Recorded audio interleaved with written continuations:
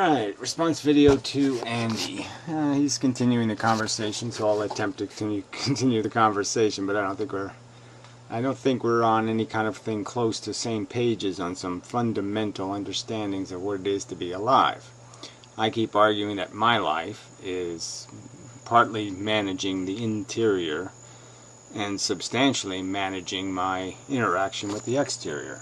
That the world outside of me is larger than me, has more at stake in it than me. It obviously has the future of many billions of human beings potentially that could live in the future. I will be shitting and doing things in their world, the world they will have to live with. So quite obviously my interaction with that world is much more important than how I manage my emotional life. And I don't think he understands this at all. And that obviously I apply the same standards to other people, and I judge them based on what I think their potential to do damage in the world is. That's how I define something that is good or bad, is what does it do to the world it lives in. I don't really worry about how it personally feels. I worry more about what it imposes on the other sentients in the world. And he doesn't seem to have the imagination to understand a human being that views the world that way, or life that way. So anyway, he's made 2 videos. We'll see what we can make out of them, play pieces of them anyway, sort of randomly.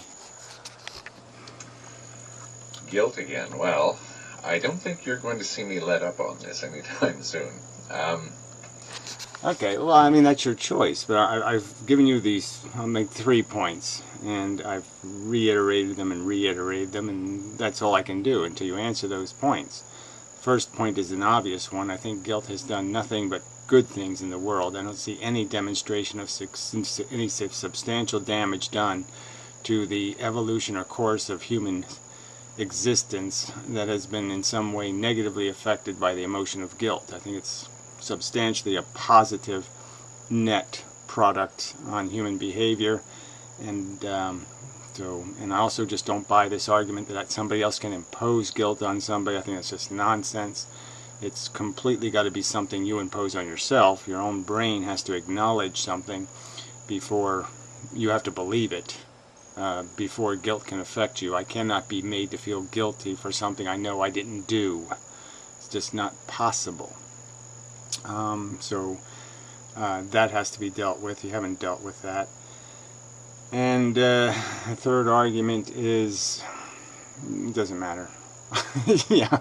But yeah, I'm not going to just continue to argue something I can't find any meaning to. And I just can't find any scariness or horror in the concept of guilt. I just don't see it as a negative thing and its effect on people. I personally don't have any use for it. I don't think it's productive in the sense that I don't think it. I think it's better to just understand errors and mistakes and not to emotionalize over them. But yeah, I don't see any. I just don't see this demon you're attempting to create. Guilt is a repressive act. It's a coercive act. And I would say that makes guilt an inherently artificial thing. Well, it's like saying competition is inherently repressive, or anybody beating you in a game is, defeating somebody is somehow repressive, because now you've made them realize they suck. So I mean, anytime I beat somebody at horseshoes or something, I've done something evil, because I've forced them to realize they suck and I'm cool. So any single time I defeat somebody in a competition, I have, in your opinion, violated them in some way. I mean, that's the implication here. Fuck. I don't know where we were, but yeah, you can't impose guilt. Silly concept. Or at least a certain kind of guilt. Now, you mentioned in your video that you believe that there are certain desires that we believe to be innate that are not innate in us. Certain beliefs, desires, practices. Or whatever, yeah, that the substance of what we are is mutable. And I certainly made the point that how we raise children is a huge factor. So yes, there's lots of different tribes detailed in those National Geographics, lots of different cultures, lots of different ways of being human. So obviously it's all mutable, and the argument, in my opinion, is that the ideal human is a human that's efficient in the world, okay, that does things in the world that create less suffering and more actualization or pleasure. And the person doesn't risk or waste any kind of suffering.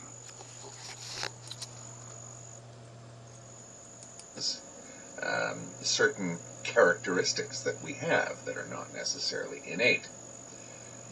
All right, that's possible. I would actually No, that's proven fact. put guilt into that too, because I believe that it's artificial. Because I believe that it's something that is used not to allow us to be what we are, but to stop us from being what we are. Well, whatever, exactly. I don't really care. Like I said, I already went through what the are thing. What we are is selfish. What we are is a stupid animal, an ignorant animal, a machine designed to actualize one thing. All right, the perpetuation of its DNA code. Okay, not the perpetuation of justice or fairness or any of these other good ideals. I'm not like you. I haven't given up on having ideals like justice and fairness. Those are accessible goods. Okay, the fact that you and Nietzsche gave up on those things is your problem. Alright, and so if you think the only good human is a malicious, evil, motherfucking cunt, bastard, racist, fuck shit, well, go ahead and think that, but I think that's absolute nonsense. I think that person is an evil piece of shit. Alright, so selfishness, bigotry is bullshit.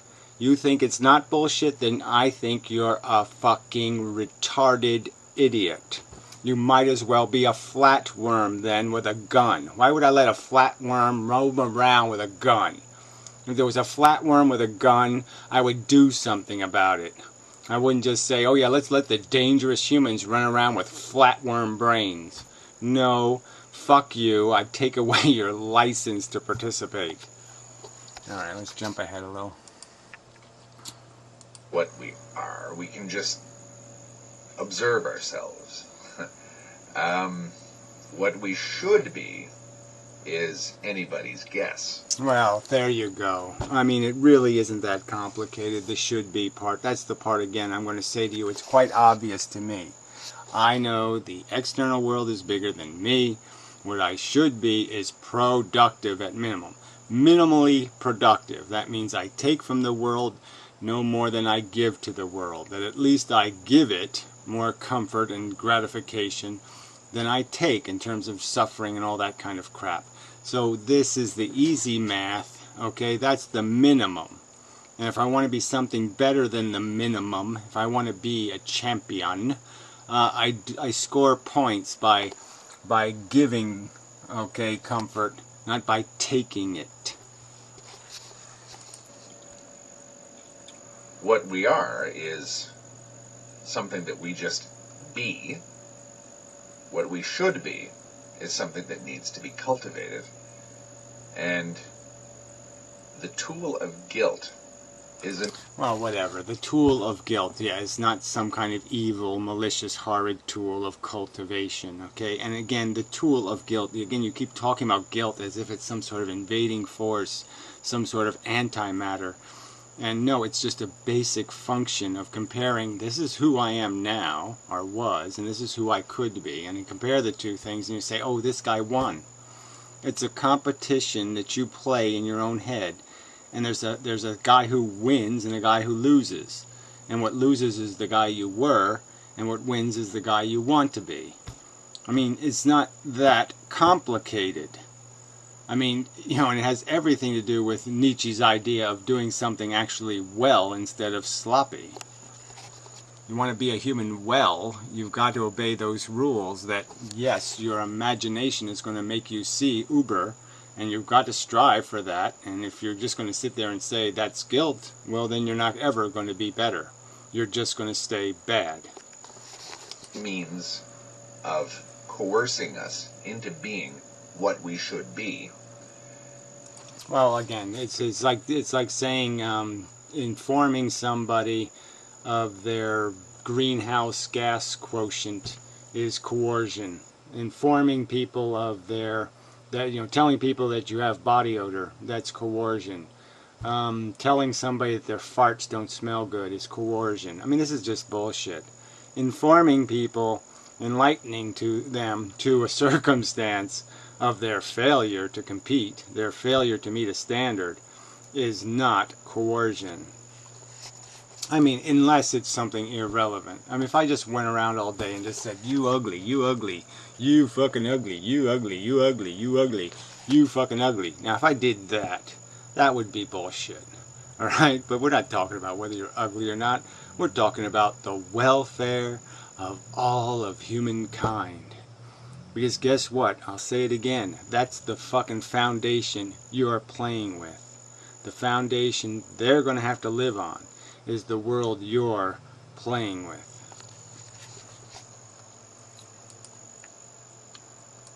%40 or thereabouts. Guilt is not a nice thing to be on the receiving end of. Either guilt applied to yourself, by yourself, or applied to someone else, or applied by someone to you, or by society to you. Well, again, I don't relate to any of this. Anytime I've ever felt guilt, it was purely appropriate, and again, I'm not suggesting people wallow in it. I certainly don't see it. It's like wallowing in grief. I mean, yeah, you got to do it to some extent, but yeah, no point in spending 40 years in there, in the grief box. So yeah, don't waste your time feeling bad. Waste your time trying to do good. Feeling and doing, two different things. It is a negative. So, I would say that the fact that it is, in a sense, a means to distort something that preceded it, i.e. a desire, an improper desire, or even possibly, I guess, an improper act, or an act that... Well, improper, again, you're using rhetoric that I just don't see any point in, okay? Inefficient, dangerous, destructive, malicious desire.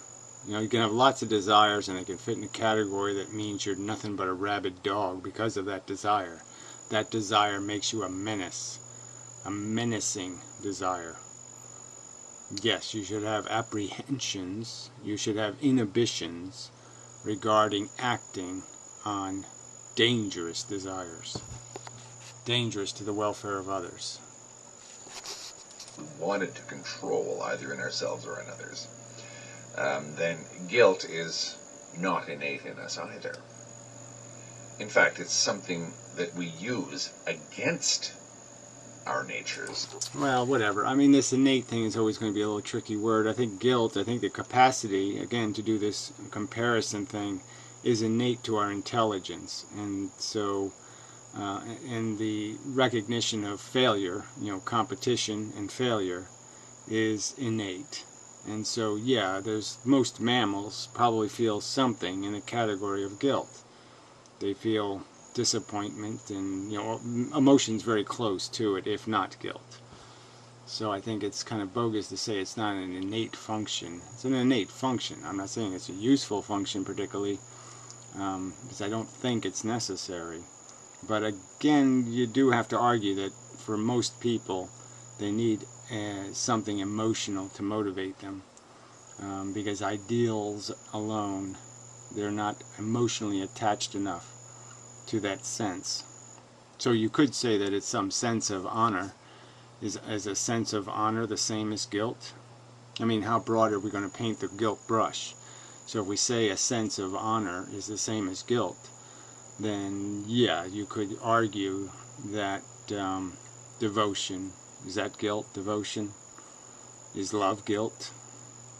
I mean, this gets.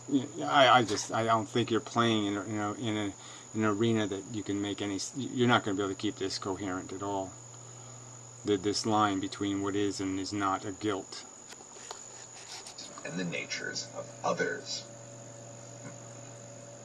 Thanks for the response. Yeah, well, whatever. I'd like to say thanks, but Guilt again. I don't Well, really find I don't this think you're...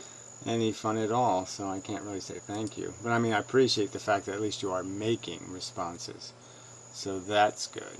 Because yeah, I do need something to, as you put it, foil with, play with, sharpen my claws and such.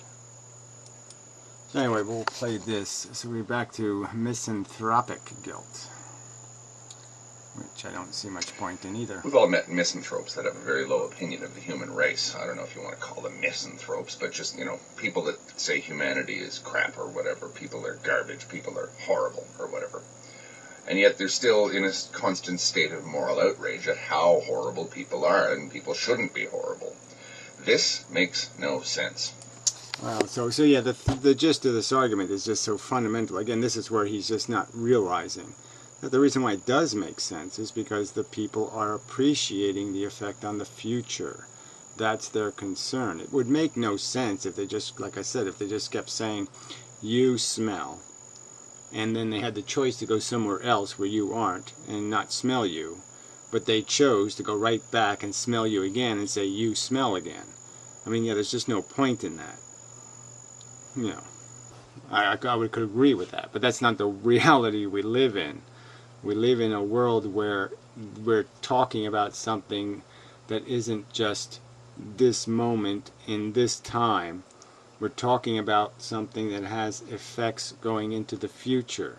That the fact that you're an asshole doesn't begin and end on Thursday, and now there's no more asshole implications. I've called you an asshole, it's just for past behavior, and that's the end of it. No. The point is that you're this dangerous thing. I'm identifying you basically as rabid dog, and I'm saying rabid dog needs to be dealt with. If I sincerely believe that somebody has a certain fundamental nature, I cannot, on the other hand, be upset over the fact that they act in a certain way that is in accord with the nature that, in a sense, I've given them. Well, that's silly. So, okay, somebody's a rapist, and then you give them your sister's address. No, you wouldn't do that. I mean, this is just, again, you're just ignoring the fact that this isn't about me saying you're ugly. This is about me saying you're dangerous. Very different things. Or I've placed them in this category. It's not so much that that their conduct is really the issue here, if you ask me. It's the fact that I'm... Oh, there you go. The conduct isn't the issue. Well, then we're not on the same subject, okay? You want to keep negating that conduct is the only issue, in my opinion, and what they personally feel, I couldn't give a rat's ass about. It's a tiny percentage of your life is your impact on you. The real game you're playing is your impact on the world and on the next generation and on the future they have to live in. That's the substance of your existence, and you want to pretend it's not? Fine, but that's the fucking truth, whether you like it or not. Your legacy is longer than your today dick. It really is a lot longer. Placing people in that category.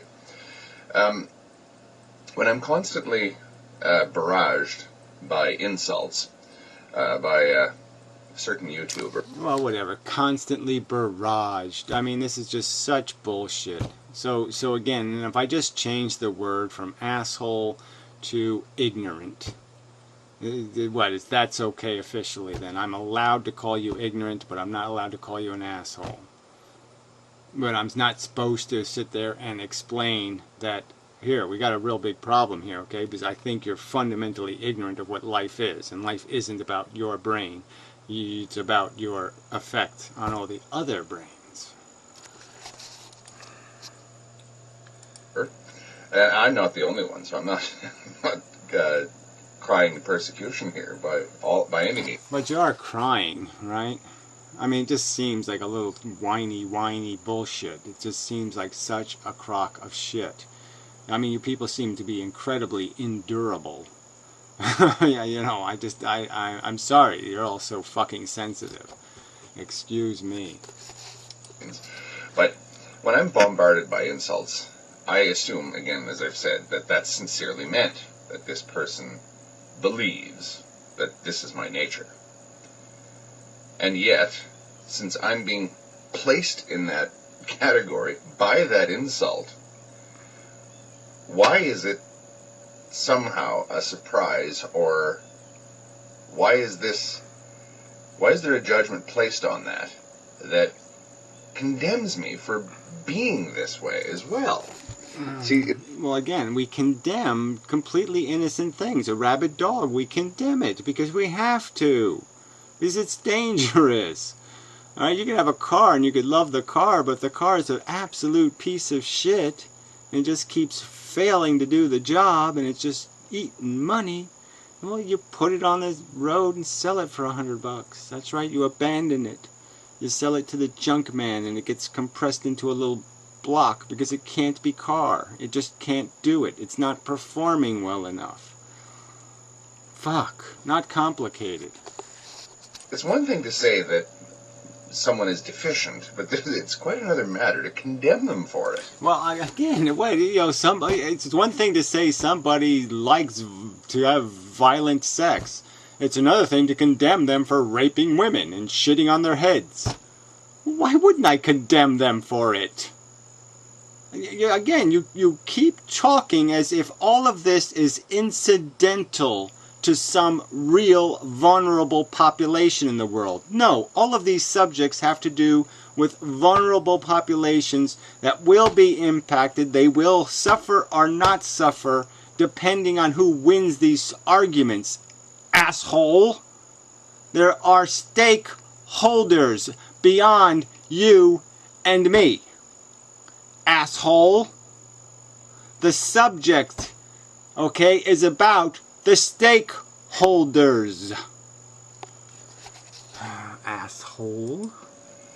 It's like, you know, one of the little things that a lot of kids who are brought up in the religious tradition, the Christian tradition, start thinking about. Okay, God, you gave us a sinful nature, and then you judge us now for acting on that sinful nature? Okay, that doesn't make any sense. Yeah, of course it doesn't make any sense. And that's where I'm not doing that, am I? Am I fakely judging you?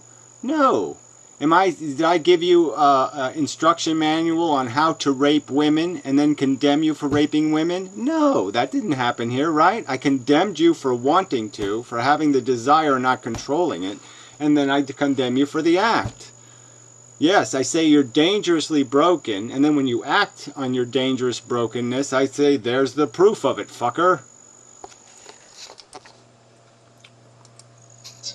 And there really is no solution for that, and the only solution for that is shut up or you're going to hell. So it's a fascinating conundrum.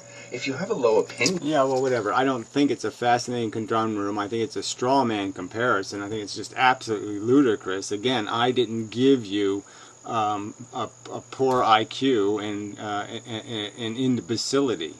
I didn't bestow those on you. So I'm not responsible for you being an asshole. So it just doesn't work as an argument. If God showed up and he didn't make you an asshole, and you performed as an asshole, would God be okay? Would it be okay then for God to say you're a fucking asshole? Or would you just whine, well, you made it possible for me to be an asshole, so somehow now it's God's fault? God should feel guilty because he gave you the choice to be one thing or the other, and you fucked it up? It's his fault? I mean, this is just such evasion of responsibility all over the place. You just don't want to be accountable. I get it. But too fucking bad. I'm going to try to make you accountable. You know, something or someone or some species, say the human race. Why would you condemn the entity, the race, the person, the thing, for being that way? Right. So again, why don't we give the gold medal to the guy who came in last? That would be the right thing to do. somehow. No, you call somebody a winner, you call somebody, you're a loser, you're a loser. You play we are the champions and you rub it in their face. Ha ha ha, we kicked your ass. Yeah, that's what you do. It doesn't make any sense, and it's that crazy guilt paradox that I referred to. You are bad, and I'm also condemning you for being bad. Well, I mean, that sentence alone, you are bad and I'm condemning you for being bad. Well, again, we're not talking about you having some bad fantasy. We're talking about badness like you want to beat up and rape women. Yeah, and if you act on it, you're bad. Okay, if you just think about it, it's okay. But it makes you dangerous. And somebody can say, you're dangerous, okay? You might not be the asshole yet, but you're getting close to being an asshole. That makes no sense. No, it makes no sense not to call something bad bad. That would be idiotic. If something is bad, something is dangerous, something is stupid, something is retarded, if a car is broken, it makes no sense saying, good car. Thank you, car, for having no brakes. Thank you, car, for running over somebody's children. Very good car. Way to go, car. No. No. You go bad car. You're going to the junkyard, car. I mean, we burn down houses where people die, because they die in some bad way, a homicide or something. We burn the house down. Okay, we do. And it's not no sensible, it's kind of sensible. I have a nature. You have already determined that my nature is somehow less than what it should be. Okay. Yeah, right. If you're a fucking tick and you got like a sign on you saying, I got Lyme disease and I'm ready to give it to you, then yeah, I'm going to step on you. I'm going to step on you hard. Okay. You've insulted me, but I would assume that that insult is sincere. Therefore... Yeah, I mean, I've really tried to make it as clear as possible. That's right. I think you're like some car with no brakes. I think you're like some kind of car leaking gasoline all over the playground. All right? You're a menace to sentient life on Earth. Your philosophy is menacing to the welfare of the future. You're threatening it with your nihilistic crap. Well, your lack of idealism, your lack of belief in the necessity of justice and fairness. If you call me, as I said before, a fucking asshole, you believe I am a fucking asshole, and fucking assholes have certain fundamental characteristics. Otherwise, we wouldn't call them that. Or we wouldn't think that they are that. Right, and those characteristics would be something like retardation, maliciousness, menacing. We can go down the list of these things, these categorical properties that you would have. And they would be all properties that make you dangerous to something vulnerable. So, how can I then be condemned for being what I am? Again, it's the condemned is just you're saying you're being condemned. No, you're just being judged. And the judgment is you can't be this. There's certain things you can be and certain things you can't be. And certain things you're going to encourage things to be, and certain things you're going to discourage things to be. And to say there's no such thing as discouragement, yes there is. Just as there are encouragements. There are carrots and there are whips, and these are realities to human behavior. You are not immutable. You are not unchangeable. So of course you should be derided into performing better. You should be threatened with some sort of, hey, 2 strikes and you're out, or some other kind of statement that explains to you, you can't keep doing this, shithead. Stop being asshole, or you're going to be buried in one. The very fact that I am presumably a fucking asshole should give me some sort of claim on acting like a fucking asshole without being condemned for it. Well, again, how would that make any sense if asshole, we just replaced the word asshole with rapist? It doesn't work at all, does it? No, it doesn't. It's idiotic. I don't really see any way out of that. Again, it's the same thing. You've got a sinful nature, humanity, but I'm going to condemn you for it. Again, I didn't make you an asshole, so, whatever. I'm not responsible for that entirely. I mean, certainly culture did, and I'm part of human culture, but I think I'm making every effort to prevent creating assholes like you. I'm making every effort not to make people unidealistic and acquiescers to their flatworm brain. Yeah, I want people to be less reptilian, less bug-like, and more idealistic. Person is important to me. They're making me feel bad about myself. It must be my fault. In a sense, if that is done passively and even, I suppose, subconsciously, the end result is the same. This person has made me feel like I'm a bad person, and this person is disappointed in me because I'm a bad person. But if I'm a bad person, how can I disappoint anyone? Because it's in my nature to be bad. Well, again, you keep making excuses for everything as if it's in your nature, and that means that it's somehow something that has to be revered. It's in my nature to fart. If I tend to fart in people's faces, that can be, there's a fair complaint. There's things I have to do with my nature, and I have to do them in a certain way, so you just can't claim it's natural all the time, because we know there's rules to where you're allowed to be natural or exercise your nature. And there's some rules where there's no appropriate way for you to exercise your nature. That is, if your nature is, I like to fondle, well, I don't want to go there, but you know what I'm saying. If you have totally inappropriate desires, desires that can't be practically met in the real world, then you have to deal with those. You don't have any right to expect society to say, go ahead, rape me. Go ahead, piss and shit in my mouth. No. I'm going to say, no, you can't do that. It's like, the reading, the modern reading of The Merchant of Venice. Shylock, the stereotypical scheming, greedy, manipulative Jew, is ultimately a creation of his enemies. They've already assumed in advance that he is all of these things.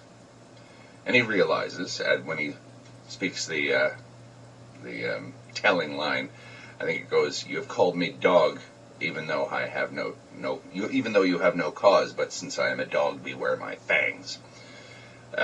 He sort of says, "I've got nothing to lose here." All right. So I've got nothing to lose. So this is another, just I think, a horrible example. So if somebody falsely accuses me of rape, all right, I get falsely accused, I get convicted, I get persecuted for it. I should become a rapist to solve that problem. Somehow me imposing more harm on some innocent victim somehow will fix something. Two wrongs make a right. I mean, it's just a fundamentally stupid statement. If you get wronged, you don't fix the wrong with wrongs. So any statement made by this is meaningless unless his fangs are only going to be at the throat of those who have wronged him. And that's not clear. Right?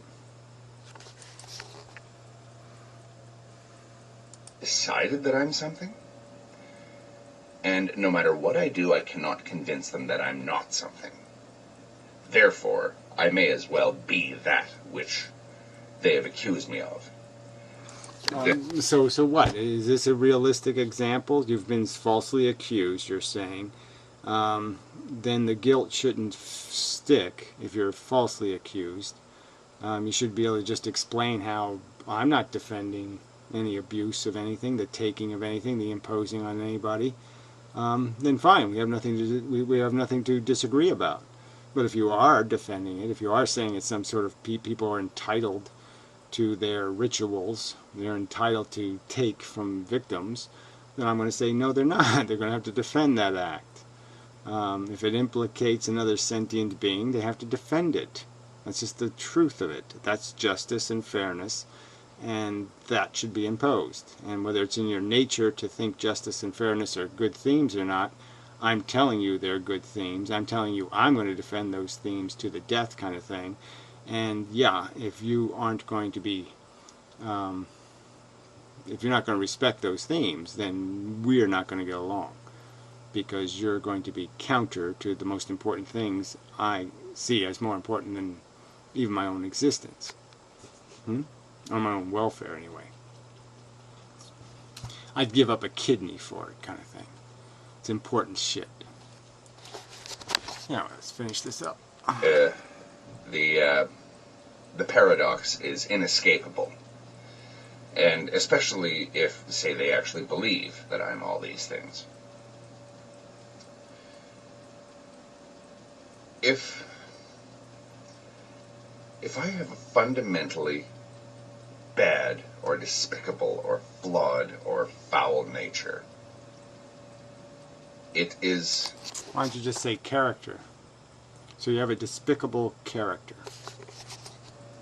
Irrational, illogical, inconsistent, and I would even say insane to then condemn me for it. So be stupid. I know you're a dangerous, potentially very destructive machine, and I should just get out of the way. No, I shouldn't. I should stop the machine. I mean, it's just, I guess I can't. There's just no way for us to understand each other, right? You're saying I should know something's dangerous to something I value, and yet I should do nothing. I should let it be dangerous. Why would I do that? That's right, I wouldn't do that. And so again, you're just not getting it. These philosophical conversations, in my opinion, do have implications. You know, huge amounts of sentient welfare is in the balance. It's just silly not to take it seriously. Absolutely silly. Silly, silly, silly. Silly.